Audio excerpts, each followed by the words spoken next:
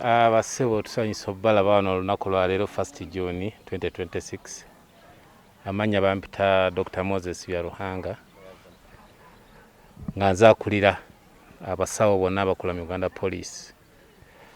Kati ng'okuva emabega nga bwe mubadde mukimanyi, ensonga eno yatandika kuva ddanga mu 2022 nga famire y'omugenzi Prince Job Kafeero mwalimu issues ez'enkayana naddala mu properties yaleka.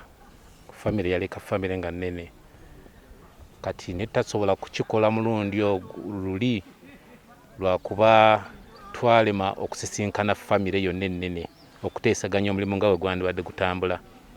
Kati ne tukiwaamu obudde, kati 2026 nekiddamu nekisituka kooti newa order nti famire okutereera tulina okujja ne tukola exhumation ne tujjako samples eza DNA, tukole paternity tests okutegeera abaana abaali ab'omugenzi basobole okulaba nga batambuza estate ye. Mbadde nfuna correspondences okuva mu kooti n'omukulu council advocate Mr. Joseph Luzige nga bakolaganira wamu ne office ya Honorable Minister Baramba Lugahari. Mujjukire nti nga tebanaba mukyusa mufuula Minister wa local government yabadde ali in charge of youth n'okutereeza ebintu nga bwe biti.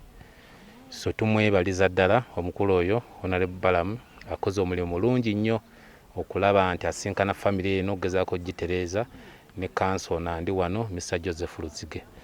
Ku guno omulundi ebintu bitambudde bulungi, twabadde enkayana family bagisinkanye ne twogera nange nagisinkana ye wiiki ewedde ne tuteesaganya ne bakkiriziganya nti ekintu kitambule bulungi nga bwe tukikoze olunaku lwa leero, era twakedde wano omulimu ogwo ne tugukola bulungi ne security nga weeri nga ne police etukuuma bulungi, era omulimu tugumaliriza.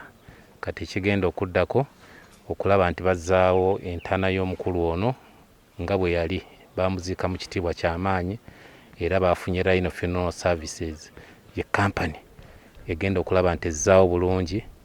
Samples tuziggyeko ze twagala, council zisayininzeeko nga ne tuzisiiringa ne family members. Kati tugenda zitwala mu laboratory. Yes, family yasaba samples zino zitwalibwe mu laboratories bbiri, laboratory ya police ne government analytical laboratory.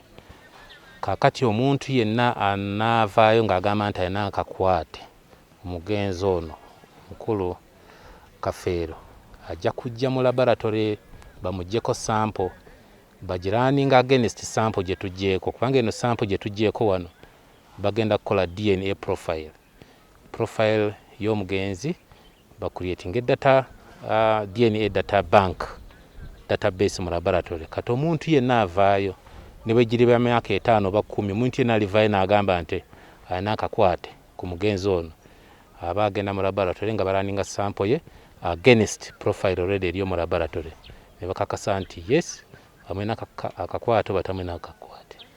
Kati kye tukoze olunaku lwa leero.